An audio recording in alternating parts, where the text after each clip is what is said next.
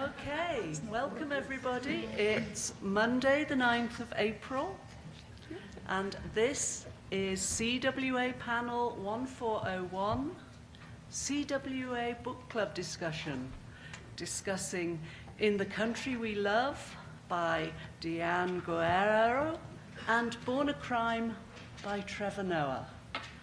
I'm Kate Thompson.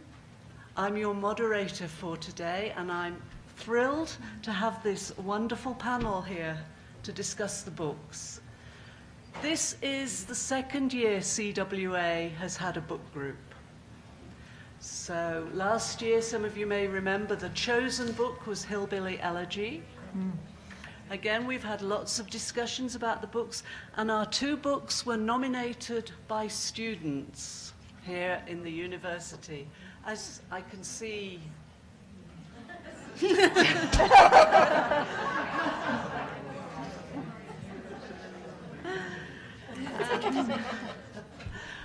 I just want to tell you about the Q&A session for this panel. We will utilize both the CWA app, which you may have on your phones, but we also have the note card system, modeled over here by Laurie. If you want a note card to write your questions on, she'll bring you one and bring them up here. Okay, to ask a question in the app, simply select this question and in the schedule tap Q&A, then insert and send your question, which will magically appear on the screen in front of me. If you're a student and you're asking a question, please note that, because we give priority to student questions. It also says here, you must write legibly. And please keep your questions brief and to the point. Okay, so without more ado, I will introduce our four panelists here. At the far end, we have Lisa Swenerton. She currently works in the tech industry and oversees wholesale and retail telecommunication needs in the whole of the LA metropolitan area for Southern California Edison Carrier Solutions. However, she has worked in a number of other areas of particular interest this year to CWA. As you know, we've got a Women in Leadership track. She's done a lot of work helping develop low-cost housing solutions, including in Denver. Okay. Then we have Christina Tobias Nahi, who has been at the helm of public affairs at Islamic Relief USA since 2006. She has worked on many projects, including the USA Walk for Water, and there's a beautiful HuffPost blog about this. And works on the post-9/11 communication between Muslims and non-Muslims. And the hypothesis in one of your pieces of work states that authentic interactions between Muslims and non-Muslims are vital in promoting both content knowledge and interpersonal understanding, which can have a transformative effect on beliefs and attitudes. And then we have our guest here who has had a very busy day already and has spent time with real students. Yeah. Kaysan Irani is an Emmy Award-winning writer, a cultural activist, and a Theatre of the Oppressed trainer. She was one of 10 artists named by Obama's White House as a 2016 White House Champion of Change. And her published work includes an editing a volume of essays which has a wonderful title, Telling Stories to Change the World, Global Voices on the Power of Narrative to Change the World. Can these books change the world? Yeah, probably. We'll see. And finally here we have Peter Rupert Light. And I just want to tell you something that I discovered in Kirkus Review, which is a review of one of your recent books, where he is described as focusing Proust-like on the objects that embody memory. Mm-hmm. That's a great... I'm too old to blush. I should also say that he is also a banker and a sinologist, and had a childhood habit of playing the recorder with his nose. I'm blushing.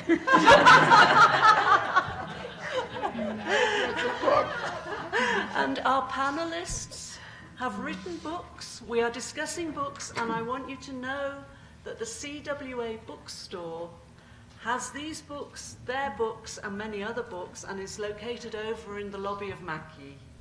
And I hope you all go and purchase lots and lots of copies for your friends as well. Okay, so now this is a book club discussion. Can I just ask, let's have a show of hands. How many of you have read Born a Crime? Yes. And how many of you have read In the Country We Love? Okay, good. And even if you haven't read either of them, the issues arising and the discussions will be stimulating and informative. So now I would like to ask our panelists to begin with some opening statements about the books and about their relationship to the books, what has been interesting, or maybe what could we learn from these books. So let's start again at the far end. Lisa, would you like to just... Sure. Can you hear me okay? Great. So I had never heard about the books, to be honest, so when I was asked to sit on a panel, would I be interested, and I took a look at them, and they looked very interesting. So I said sure, and I started reading them and was just quite taken back. I really would say that I grew up in Boise, Idaho. I went to Washington State, so not a lot of experience with diversity. However, growing up in Boise, I had two parents who were several generations growing up in Idaho, who, if you came in town, if you looked different, dressed different, or spoke different, you were at our home for dinner. So they really embraced diversity. So that's how I was raised, and always interested in learning about others and their cultures. I went to Washington State, knew some athletes up there, and now I live in Southern California, so more diversity. But I knew about the issues with the undocumented immigrants. I had a light touch on it. I had some experience just talking to my sister, 26 years, LAPD officer. She shared some stories. But really, until I got into the book, Diane Guerrero's book, I was really taken back. And I was very disappointed in the system that failed her and how that all went down, and very impressed with her resilience. So there's a lot of takeaways for me that you can't learn those experiences around resilience and working through adversity unless you go through some of these things. So a lot of great takeaways for me. I really appreciated towards the end of that book, she really gave a call to action and gave some resources to do that. So it's like you hear this, you get frustrated, how can we engage more? So that was a really good book and a lot of great takeaways. I don't want to spend too much time on it because I think we'll get more in the discussions. The other was Trevor Noah, and I knew about apartheid only studying the leadership of Nelson Mandela and how little I knew. So when I read this book and really got a sense of how divided, literally divided the country was, and how systematic that division was. So it was on language, it was geographic, it was race, it was a whole host of things that you continue to divide groups and then kind of set them against each other. And to do that, to keep a minority, upper class white in level of power. So to really see it through the eyes of this young man who didn't fit in any group very well because he was classified as colored, and so he was kind of always on the outside. And again, to see how he worked through the adversity, sometimes gracefully, sometimes not so gracefully. I say that for both of them, but I think you learn a lot of lessons from both of that. So I have many takeaways from both. And one is to engage more, to learn more, and to pay attention to the lessons learned in both books. But some of the lessons learned that I feel they're playing out a little in our society today, especially when you look at some of the lessons learned on the division and divisive and not having the authentic conversations because you're creating fear across groups. So anyway, both awesome books. I'm really glad that I was forced to read the books and then I was very happy to read the books. So thank you very much. Thank you. Thank you. I also volunteered to be on this panel. I've written a couple of books on kind of bicultural education here in the United States, mostly guidance for teachers working with refugee and immigrant children. And I have a background in education, but I work in the sector of international development, and I work for one of the largest international NGOs. We're working in about 60 countries around the world, responding to all sorts of crises and mass movements of migrants and refugees based on slow onset disasters, climate change, sudden disasters that couldn't be predicted, earthquakes and such, and then of course all of the conflicts in the world that are forcing people. And I have a particular interest in kind of any kind of literature around race and space, and I felt like both of these books fell very squarely into that category of race and space. I also had the unique privilege, and I was sharing with the co-panelists earlier, to have recently met Trevor Noah. Oh, yes. You've got a photograph? And I have a photograph that I had to share with everyone. Because of the type of work that we do, the nature of our work, we also do a lot of development work. And it's funny you mentioned the Walk for Water. It wasn't on my official bio, but because we're doing climate change and we're looking at different crises of why people move. One of them being, food shortages and a water crisis. Those who are familiar with South Africa, actually, Cape Town is going to be the first city to run out of water. Their day zero was supposed to be in April. I think they've extended it a few more months.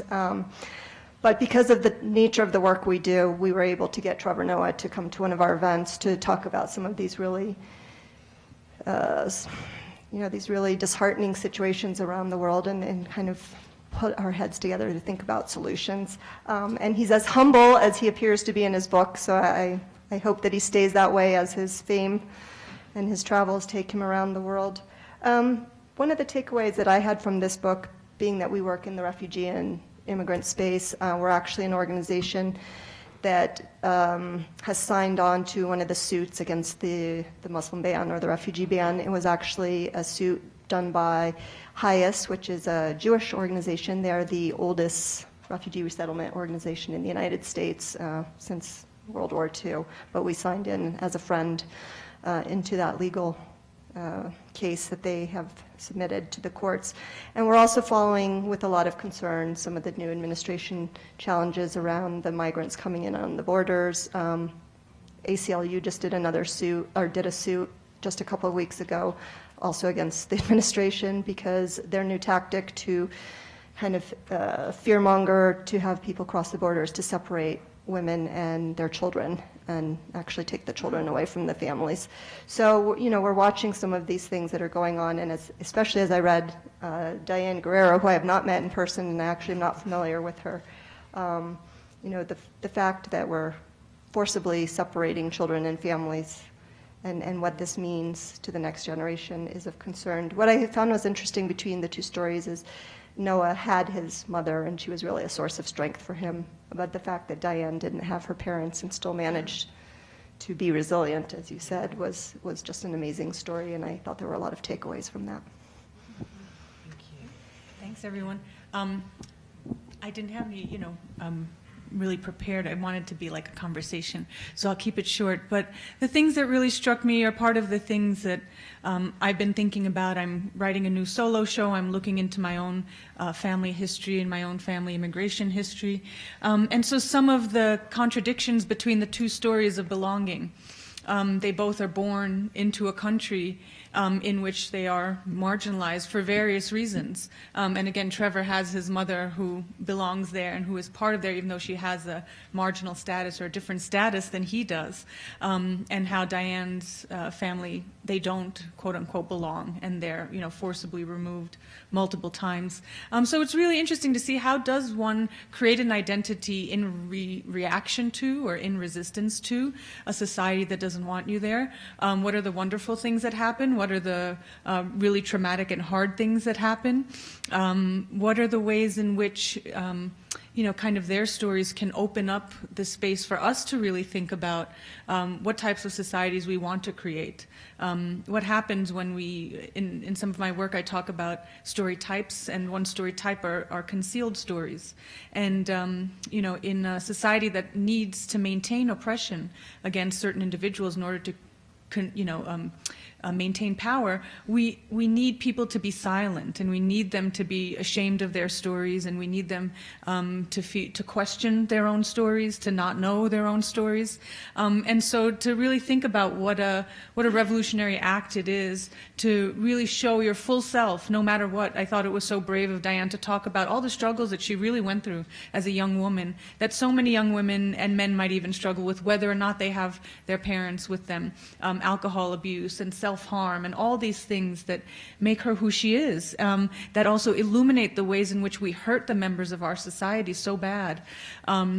And so, those are just some of the things that were percolating in my mind. And very interestingly enough, I love the part about Trevor's story where he talks about names and how his mother intentionally named him a name that has no quote-unquote meaning, that has no history, that he would not be locked into a meaning.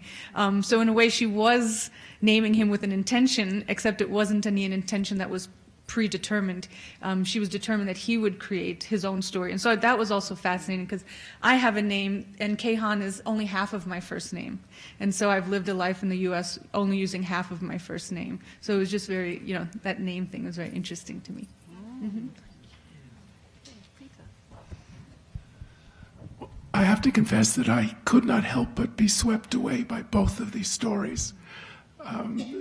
Someone who is native born, quote, abandoned by her parents, who were illegal immigrants. And then you have somebody who is illegally native born and saved by his black mother.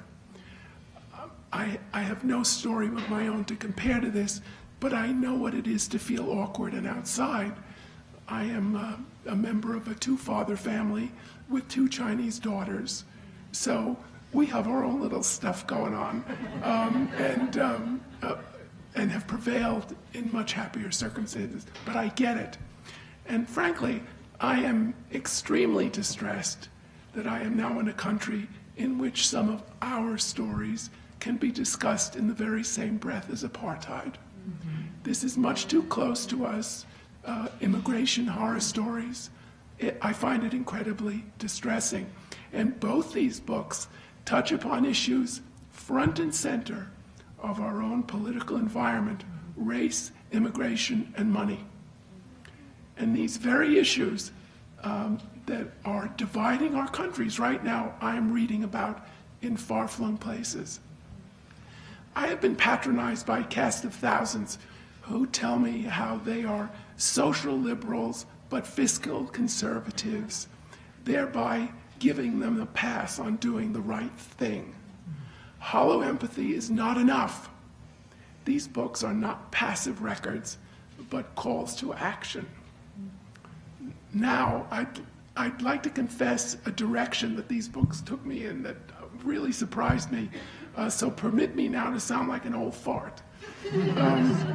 I wonder if, in fact, these are books. Are these, in fact, transcriptions of TED Talks? Nobody leave yet, okay? I listened to portions of Trevor Noah's book on tape and was baffled by it was ever put between 2 covers. I also heard Guerrero's book as I made my way through her poorly edited book that did her story no justice. Sorry. To my surprise, I found myself instantly won over by the stories as being told while simultaneously being put off in their telling. Just as I now wonder about the nature of papers that are left to libraries, I can't imagine getting excited about reading emails from Louisa May Alcott. I cannot help but wonder if we are now being challenged by rethinking the very nature of the book. So, thank you. Interesting. Thank you. you. Yes. How would you like to respond to I that? want to get in on that because I felt the same way. In some ways, I felt like, where are the metaphors? Where's the beauty in the language? But simultaneously, I also was really pleased with how accessible it was. I'm working currently, and a lot of my work works with non-English speakers or people who are English language learners, and I'm always talking to my colleagues and my collaborators about plain language, like making their English plain, you know, a 7th grade level or very accessible level. And people have very big responses to that that's not proper English, or that's, not refined. And so I'm of two minds, because part of me really struggled to find the beauty, to say like, oh, what, why did you say it like that? Why couldn't you give me an image over here, just a few more adjectives? And on the other hand, being so happy that I thought so many people could pick up this book and read it. So many people who maybe didn't have a high school degree could really access these books. And, so nothing to contradict it, but just to add, I also was of these two minds of like wanting more beauty, wanting more flowery or just expressive language, but then also being really happy that I thought a lot of people could read these books who may not normally be in the habit of regularly reading books. So I had a comment. I think I like the authentic nature, that they're not writers. They're telling their story, and it felt that way. So I've read great books that really pull you in different directions. This was somebody's story that you felt like you could sit with them and hear a story, and it wasn't anything but kind of their raw story in different ways. So for me, I actually appreciated just hearing the story and staying with them on the journey. And there were times that I was like, oh, okay, I wouldn't have said it that way, but it's their way. And so I guess that was kind of where I came out. And I think they also have another platform. I mean, they're both in entertainment, and whilst they might not be writers, they have other avenues for expressing their stories. And I know, reading Diane's book, she mentioned that she's started doing advocacy and speaking about these issues, and I've heard Trevor speak on these issues as well. So, the fact that they put it down in paper, as you said, is accessible to some people, but they're also able to get the message out through other medium as well. Any of you speak to, who are these books written for?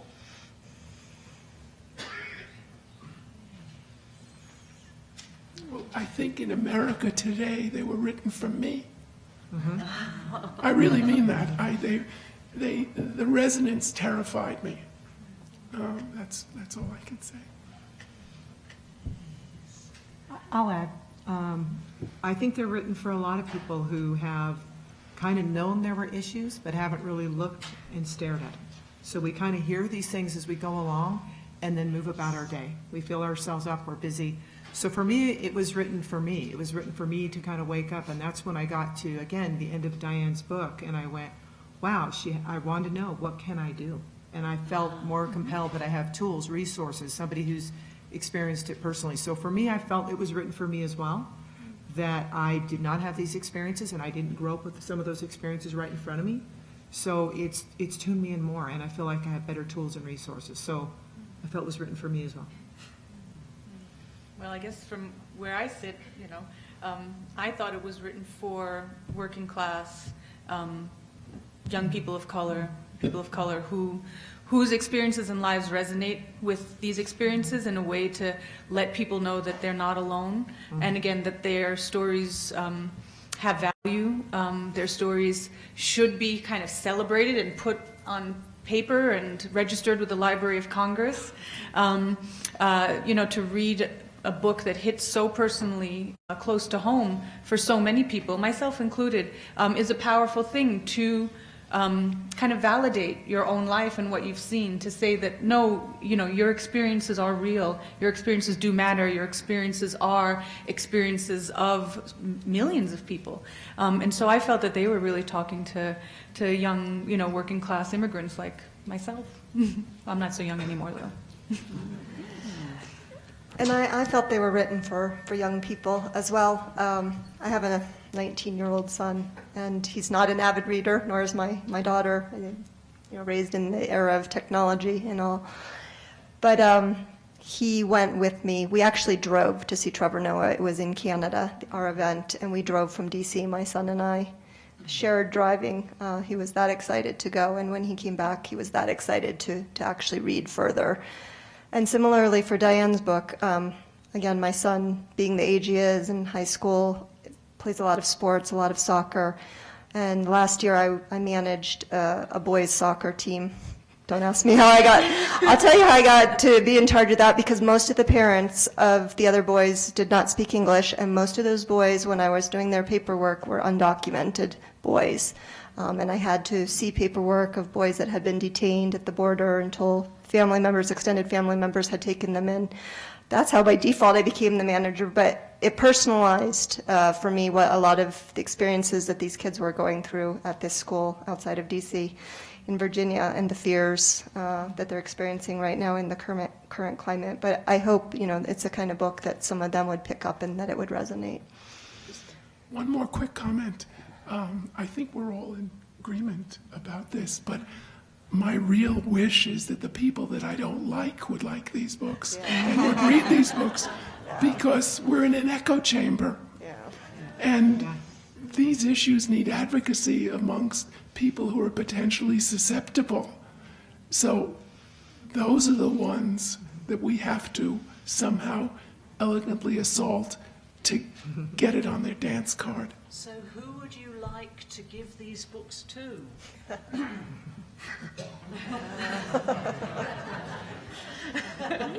They have to be able to read. And self-reflect. No, I'm quite serious about this, because I try so hard to talk to people who really do not agree with me.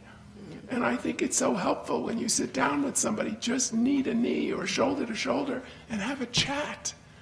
And you can make great inroads, and despite the fact that I'm sassy and rude and all this kind of stuff, I really want to get things better.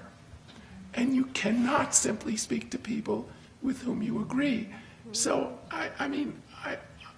everybody knows who Trevor Noah is, even some people I don't like. So it might be an easier sell. I don't know. We need to be practical about this. Maybe I would start with him, but I'd like to really get these stories around, because they're just about people. They're not bad people, they're just people. Sorry, I find this incredibly upsetting that we have to have these discussions now. Yeah, I wanted to add on that. When I fly, I get an opportunity to meet people around me. So my husband's not always so tuned in to the fact that I like to chat with people around me. But I met an individual, we were flying here, and he's actually Latino. His parents came here in 1972. He couldn't speak any English. And I actually talked to him about the immigration and Trump.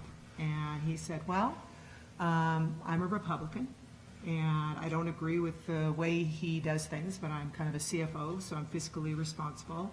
And I said, what do you feel about kind of what's happening to so many in our society that are being marginalized, that are being put in fear? And he said, well, I came here and I was able to learn English and do all these things. And I thought, this is a story he should read, because you had your parents, they worked very hard.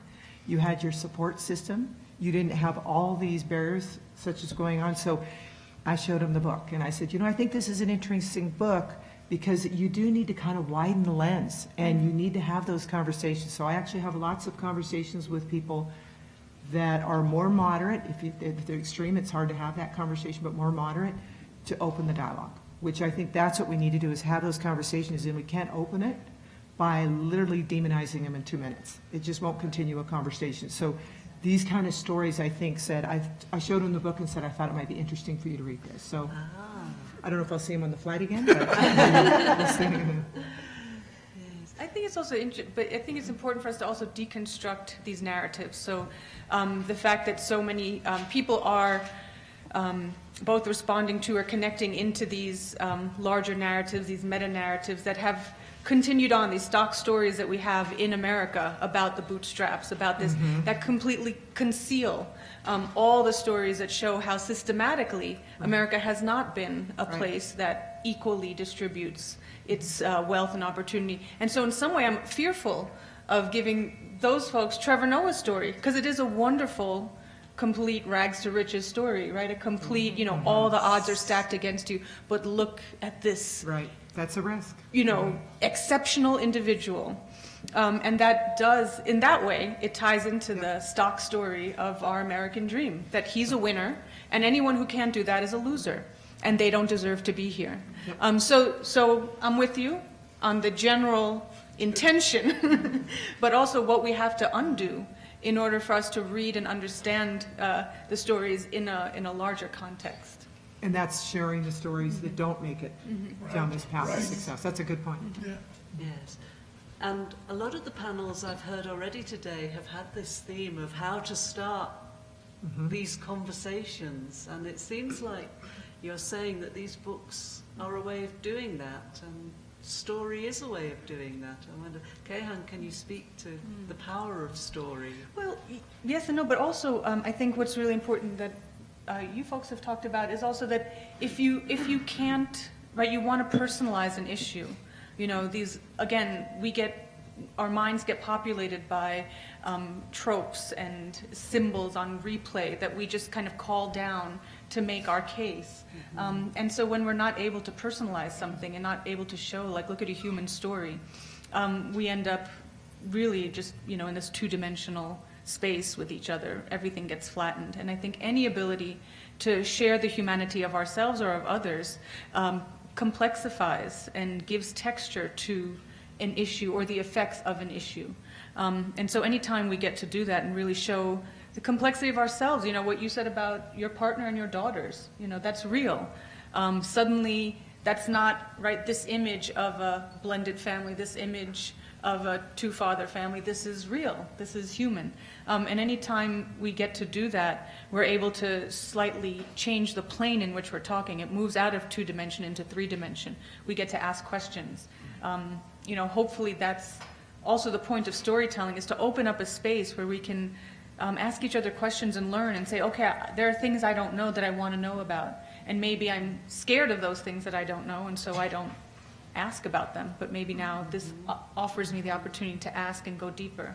So it's always that initial offering that a story gives us that allows us to go really deeper into our own humanity and the humanity of others. I would just like to make a comment about social media. I think the way people are communicating broadly and widely can be a wonderful thing, but I think a lot of people mistake that for adventure, and it just ain't so. And I really think it's much more important to sit down to next to somebody on a bus and say hello, because God knows what you can let yourself open to. I mean, it's extraordinary, these bizarro, wonderful, strange things. I don't always get it right. But some wonderful things are unleashed. And so many of us deny ourselves this very sort of humane contact with this notion of ourselves as being world citizens because we can hold a phone in our hands. It's rubbish. Okay, thank you. Now I'm very happy to take questions, so please send them in or ask for a card. I've got a question here. This one's for Lisa. The question is, did you engage after reading these books? As you mentioned, you wanted to, did you? And how do you suggest that other people might also? I finished the Trevor book last night at 2 a.m, so I'm going to engage when I get back. I think the way that I engage, and I have been engaging actually since the election, is just what we talked about, having conversations. And part of having conversations is listening first. So I try to sit down, and when I have a conversation, in fact, it was the day after the election, I had a team of consultants that were with us, and they were from all walks of life. And we went to have a meeting, and a lunch meeting, and there was a whole group of us there, and there was devastation in most of the faces but one. And I literally said, hey, let's talk about what just happened yesterday. How is everybody doing? And it was one after another of just devastation. One man said, I can't even believe this happened. One woman who's Latino said her family's in a great deal of fear that people are going to be deported. Another one is Muslim, lives in San Francisco, and said that he's had to pull his daughter out of school. She was in top in her school, but had to pull her out because of all the rhetoric and everything that was going on. And the only one was this gentleman who was in one of the states who said, well, I think it's great. I've been following Trump for a long time. And these were all his colleagues. And so we got to have this very rich discussion with kind of, and we had to, and I told him, I appreciate you telling us what you see, why you made those decisions. So we didn't want to attack him, but then he got to hear his coworkers. He got to hear stories he never heard about his coworkers, had no idea. So it at least opened that dialogue, and I would say you have to listen first. And so that's what I try to do, is engage in those conversations over and over, and just don't engage with those that you agree with. I think that's exactly what he said. But I can tell you there's more people that I've talked to that voted on a moderate Republican platform that definitely agree they made a terrible mistake. So they voted for change, and they thought it was kind of a game to get elected, and they didn't realize he was really the way he is. So I will say that's encouraging when they can own that decision and say, I'll make a different one next time. That's how conversations and information get shared. So that's something I'm doing. Okay, thank you. Would anybody like to say anything adding to that about what kind of engagement we might do? In the Country We Love ends with, you know, some suggestions and what she would like to see other people doing and how to start conversations. But of all things, the Tea Party taught me a great lesson, that big, broad ideas or giving money to a national party that's distant and far away doesn't get you very far. So I ran out and joined Indivisible. I don't know if you're familiar with it, but it's okay. And I try to participate, but local. And I tell people I'm not interested in their big ideas. I just want them to vote. That's the deal. Yeah, that's similar to what I was going to say. I was actually on a panel earlier today over at the high school, which was very engaging with all of the students. It was a panel on refugees, and we actually had a refugee on the panel as well, and then myself talking more from the organizational level about how the process works. And the students asked also, you know, these are very multicultural students. They're growing up in a very connected world. And they asked what they can do. And one of the things we talked with them about is, if you're old enough to vote this year, make sure you get out and vote. If you're not old enough, start working on some campaigns, learn about advocacy. You have a voice, even if you're a youth. And there's a lot of other groups. We're a part of a group called We Are All America. There's a number of groups that are bringing together communities to do social justice work in their communities, to bring communities members together. So, you know, I think wherever you are, you can find a group that exists. And if there isn't one that exists, which is what I told the students, then start one. No, I'll pass. I want to get more questions.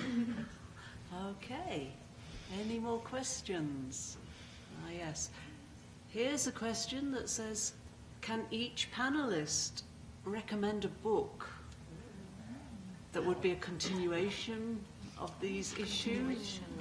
And if it is of higher literary quality, that would be a plus. If it's what? If it's of higher literary quality, that would be a plus. So okay, somebody else go first.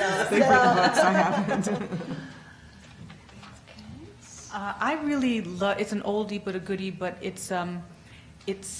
we were speaking about speculative fiction.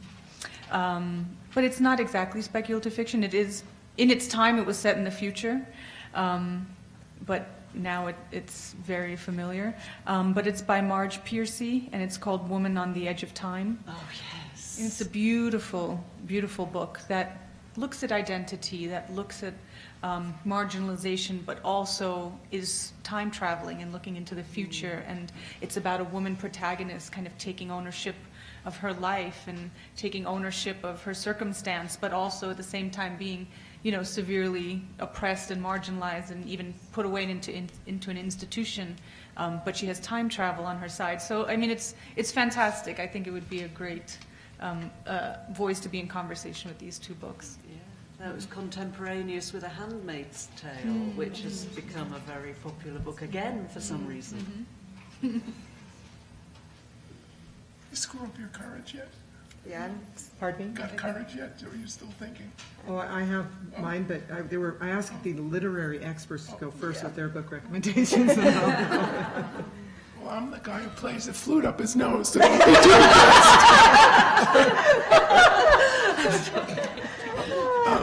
I lived in England for 16 years, and I came to learn about the complexity of a foreigner living in England.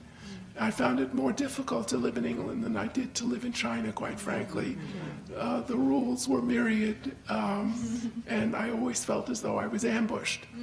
And I think there's a book, don't throw things at me or laugh, well, if you must. I would suggest you read Middlemarch by George Eliot. Oh, yes. Because if you want to talk about a complex landscape and complex relationships between people, and people being insiders and outsiders all at once, I would urge you to read this book. Just one thing that really struck me about it, I actually felt that I was being spoken to at times, that George Eliot was coming in and out of the story to tell me something. And it reminded me of, I saw the movie The French Lieutenant's Woman many, many years ago, and there was a moment in that film when Meryl Streep looked at the camera. And it actually frightened me because I thought she wasn't in the movie. And I felt that George Eliot wasn't in the book very often when she was speaking to me. But this is a complex story that's worthy of a good long while. It's not an easy read, it's long, but just surrender. Yes, indeed. Okay. First, I'll tell you the book. On December 23rd, after the election, I was hopeful the Electoral College would do something different, but they did not. So first, we heard he got elected, and I was hoping something would happen with the Electoral College. On December 23rd, my husband said, I'm a fan of Michael Lewis, and he said there's a book coming out, you might want to check it out, called The Undoing Project. And I picked up that book, and I read it very slowly. I read it for 4 months, and I watched so many emotions going on. My sister worked on the Hillary campaign. I went over and helped with that as well. It was just a devastation on many levels, and a very big wake-up call for my girls and my son. So I kind of just pushed myself into there, and it really talks about how people make decisions. And it's a lot of studies about 2 really good psychologists out of Israel that talks about a lot of your thinking and a lot of your actions are done in the emotional sided system of your brain, and that we very rarely go to the rational. And it really felt, as I read that book, that's what the campaign was intending to do, to just emotionally derail us so we couldn't really think anymore. So it got to the point where we turned it off, which we can't do. We have to stay engaged. So I say The Undoing Project by Michael Lewis. The other one is, and I read this when I went back for my master's, it's called The Community, The Structure of Belonging by Peter Block. I think it's phenomenal. And it's all about when you talked about getting in these groups and helping people come together. And people need to feel like they belong and they can communicate and they can share their stories and they can learn from others. So I think that's an excellent book as well. So, what do you name it again? It's called The Community, The Structure of Belonging by Peter Block. Christina. Yeah, regretfully, I'm a little stumped. I'm going to need some more time.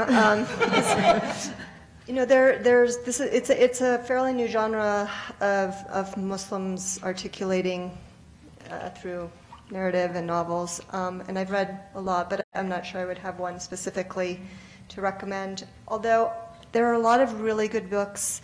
We forget sometimes how far back Muslims have been in America with the advent of the African Americans that came over as slaves, and there's actually a lot of really good literature written by some of those early stories of people that went through that and how they kept their culture and their religion intact. So I would recommend, looking back at some of those older books that I think are very, very powerful narratives. Okay, thank you. Some great selections there. And we've got one here from somebody in the audience who suggested Helen Thorpe and 2 non-fiction books on immigration, Just Like Us and The Newcomers by Helen Thorpe. Thank you. Okay, and I'm sure lots more ideas will come up as we continue with this. What were the 2 books again? Just Like Us and Just Like Us and The Newcomers. Thank you. Okay, and we have some more questions. Here's one which takes us back to the more geopolitical issues here. Isn't it those countries outside of the United States from which the refugees come, which need our resources? Do they read these books? Okay, so how do we get these books, perhaps even as a warning to people before they make those journeys? I think we first need to end war before we can send these books, because frankly, as we can see, the impact of decades and decades of wars have created this global refugee crisis, and on top of all the other crises that have emerged that have contributed to it. So our resources would be best spent defunding the war machine and funding diplomacy, funding education back home, funding social safety net back home. So yes, but really let's, if we're looking logically and we're looking realistically, ending war should be a huge priority, period.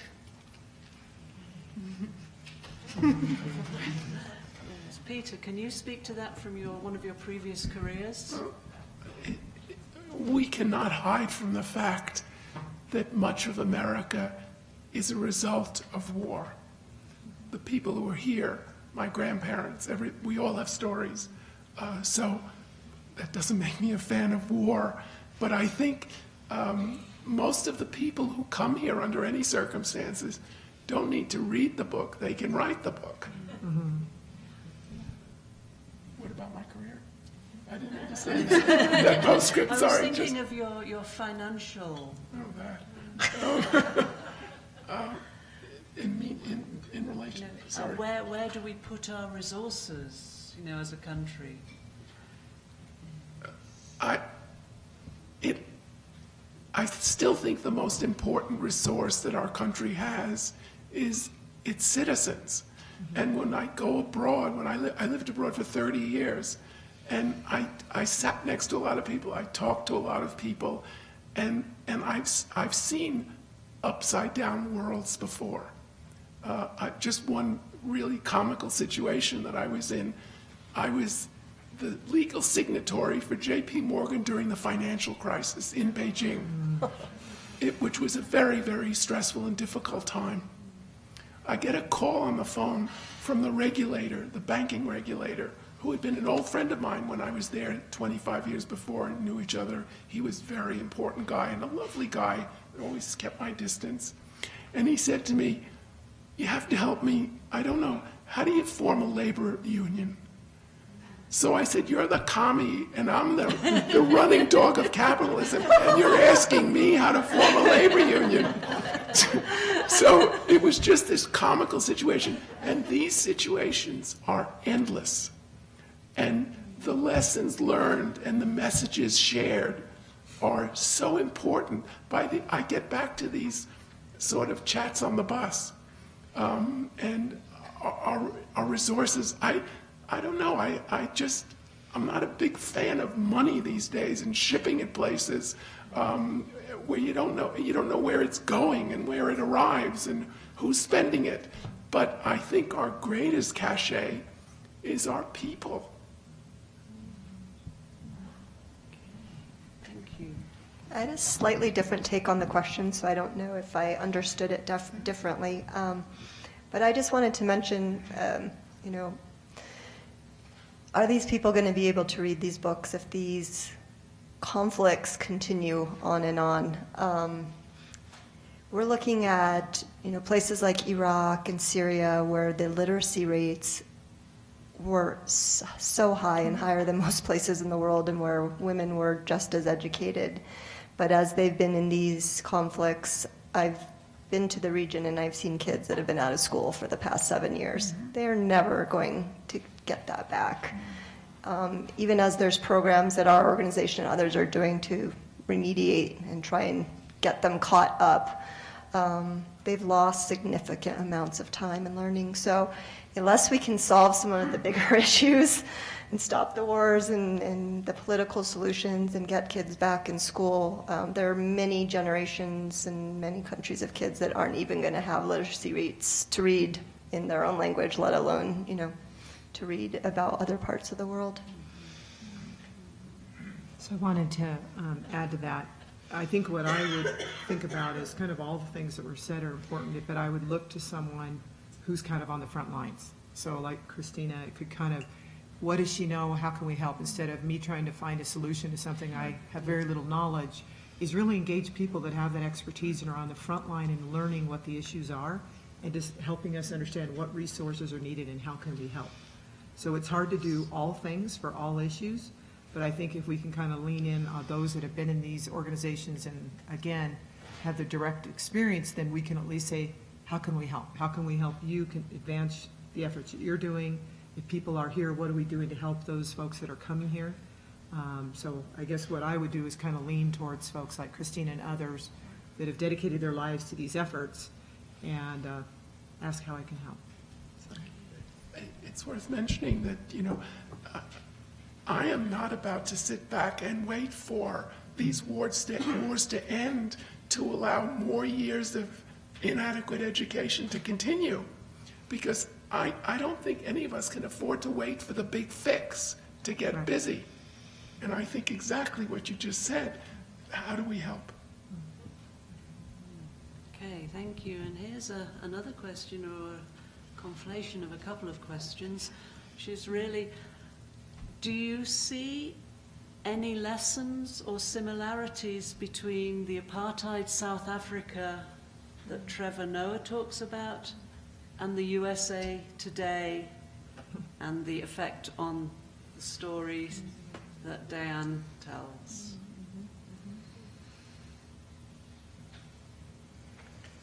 So I can go first because that was probably the most unsettling part of reading this book and really getting into how we can divide ourselves.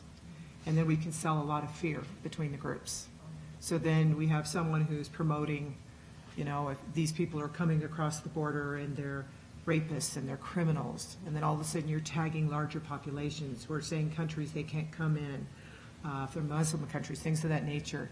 And he continues to breed, he and the rhetoric that's going on around the administration. So a lot more conversations have to happen, because if we're not having those conversations, then we're continuing to build these walls. And that's really systematic. I mean, when you look at it, it's very scary. And it looked like strategies, and I was chatting about it, that Russia has used, that Hitler's used. And if we can't learn from these experiences right now, because this was really happening in our lifetime, then we're going to not pay attention. Again, we're going to get so caught up emotionally that we're not thinking, is this happening right now? And how can I start to break these walls down and have more conversations, listen and learn and understand, and then take some action around it? So, getting involved in politics and looking for the next candidate if it's not the one that's in there, those things are big, but also getting more informed and literally tuning into what you think you're hearing and why is that so unsettling, and not just saying this is normal. I mean, I think that's the big thing. Don't call this normal. This isn't the way we want things to be, but right now it's in a very toxic place. So those are some of my thoughts.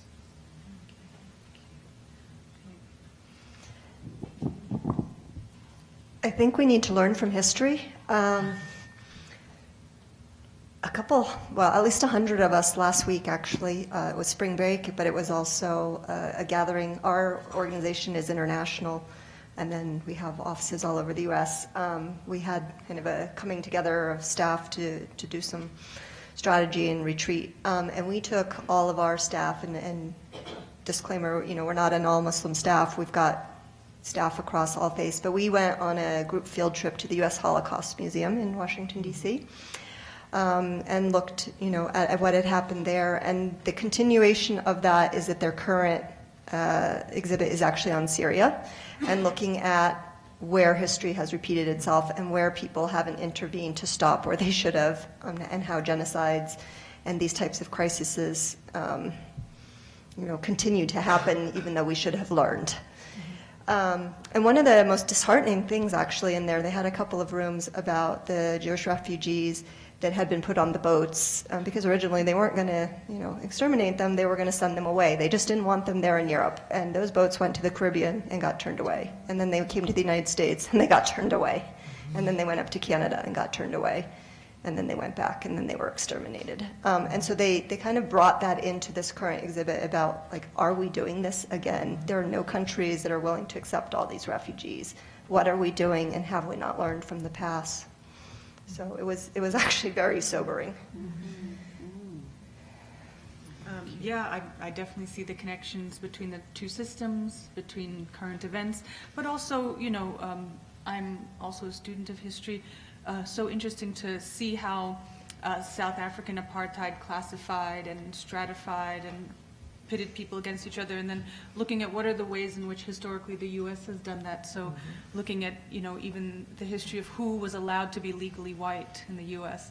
and how legal whiteness was pretty much that doorway to full citizenship, right? Access to all the rights and privileges a full citizen would have. And different communities' legal struggles to claim whiteness didn't matter, not as a, I'm inferior, but as I want to be able to own property. I want to be able to live here since I've put down roots. I want to be able to access all the things that taxpayers get to access. And so really looking at what's the U.S. version, because we have a version, and where has that left us today, and where have we concealed that story of the U.S.'s system of apartheid, even state by state changed definitions of whiteness, when you say 1 drop or 1/8 or 1/8 rule or 1/16 made you black. Well, that was a legal definition again, and so we have an economic and political system that is based on personhood that is tied to race. And how what are the ramifications of that today? We need to really look at that and understand that historically in our nation, but also in our own families and our histories. Where has your family been able to access whiteness, and what did that do for your privilege and your security in this nation? That makes a tangible difference. That has concretely changed the lives and trajectories of so many people. And how is that, again, being kind of taken away now, so that even naturalized citizens, even folks who are on green cards, even folks who have visas, are now being demonized to a certain extent, that their legitimacy as persons and people in this nation are now up for question, that they don't belong here. So I see that, but I also see our own manifestation of it needs to be understood better for us to be able to kind of stab back at this moment, keep that demon at bay. It struck me that there are so many differences discussed within each of these books. The distilled message from me was that children could be hurt. Yeah. I just don't understand that. How could a child be hurt? How could anybody want to hurt a child? It was interesting after adopting our girls. Very often, parents of other children would meet our daughters before they would meet us.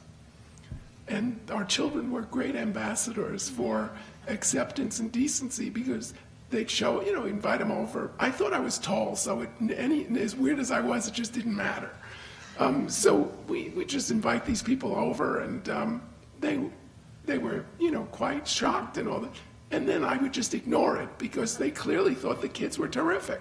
So let's dwell on that. But the flip side of this, that these same people who didn't see my children first, who had met us first, would not have wanted to meet our children. But we cannot tolerate the brutalization of children anywhere by anyone. Okay, and here's another question, going back to the style of the books. Diane writes in a very casual voice, as if she's talking to a girlfriend. Is this a turn-off, or does it work?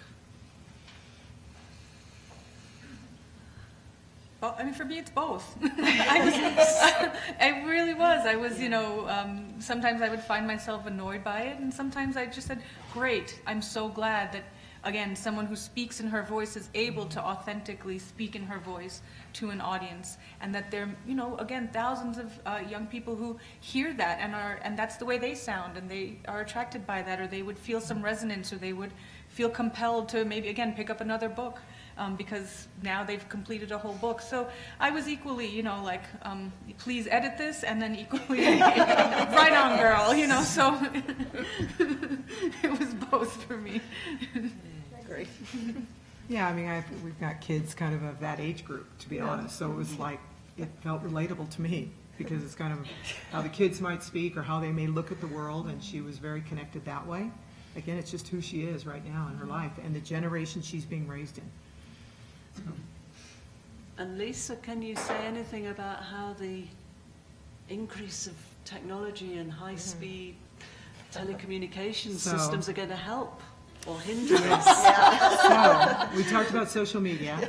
I'm not a big fan of social media, so I'm just going to start with that. And I work at a company that has a lot of the infrastructure. We make our phone calls, we connect schools to fiber optic cables, things of that nature. It's a part of life. It's what's going to continue to happen.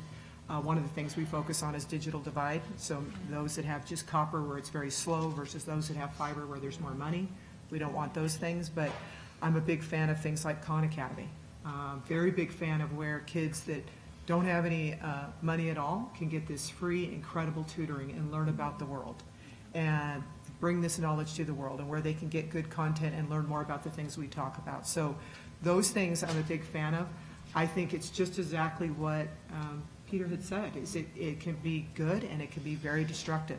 If it's getting in the way of really pausing and thinking rationally, taking the time and having those conversations, then if that's the way you're going to get all your content and your data, then it's not a good thing, especially around issues like this. So it's just too superficial there. So that's kind of my view, is that it's going to continue. I mean, we've heard it in the keynote speaking today. It's going to continue, and it's going to get faster. So you have to be thoughtful. Where are you going to be, and how are you going to kind of approach this? So is it a tool, or is it your whole life? And if you make it your whole life, then you're not really living your life, which is a concern to me. So. All right. Any further comments on the style of the books before we move to our closing remarks?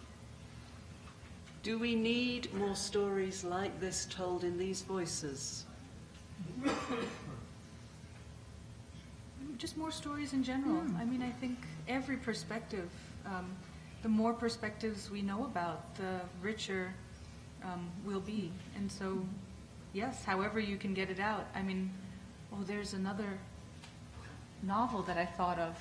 I think she wrote Another Brooklyn. Have you heard of? I forget her name. Jackie Woodson, Another Brooklyn. Is that Jacqueline Woodson?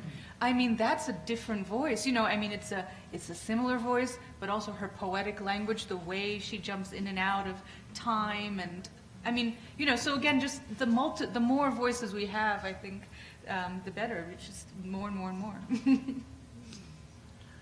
Okay, so right. I'd like to invite each of you just to make a few closing remarks about the books, or any issues, or anything you haven't yet said that you want to say. So I'm on the end, so I'll start and move it back, because she always looks at me down here. So I think the main thing that I've continued to try to do is to remain open and curious, and not convinced I'm right on anything. To keep learning, to keep asking more questions, and to also tune in. So a favorite thing that I've read many times is the letter from Martin Luther King from the Birmingham jail. You know, they talk about I have a dream speech, but that letter is unbelievable. And I think that what's unbelievable is it's really good people remaining silent, not tuning in and seeing what's going on in your own neighborhood, what's going on around you. With people you see, you look the other way. So I can't encourage, everyone enough to really tune in. I work in an environment where I have a lot of diversity, and I'm constantly tuning in. But whether you're at the grocery store, when you're seeing things happen, these things are happening all the time.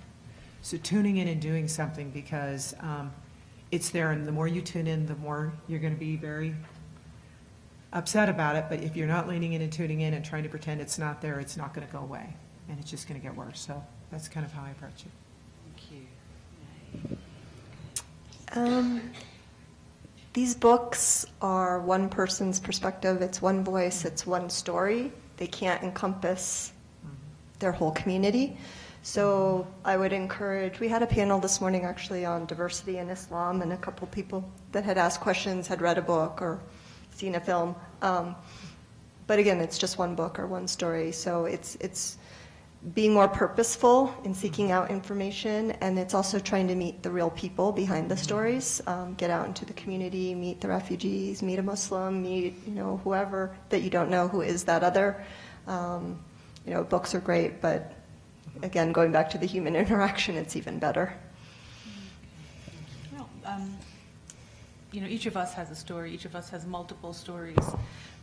So I'm really interested in folks opening themselves up.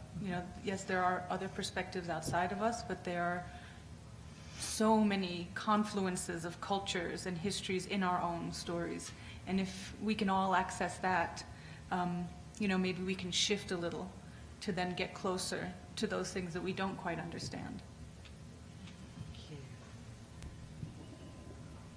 I lament the fact that there are almost no students here today. Yeah. I think it's really sad and should be addressed, because I think the conference is failing the university.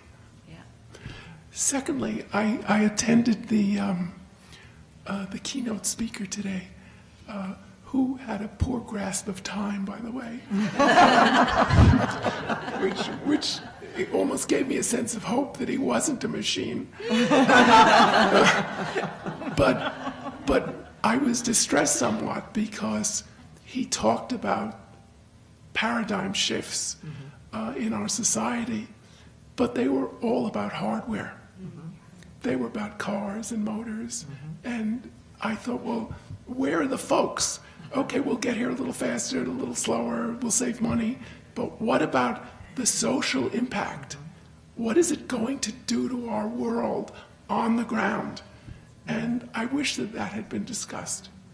Thank you.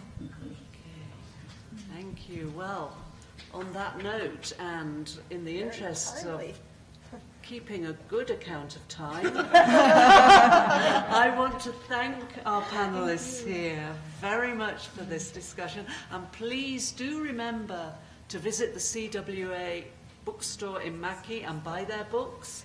But continue these conversations, as they say, in the community. Go and talk to people. Find people, even in Boulder, who are not quite like you. Okay, thank you very much, everybody.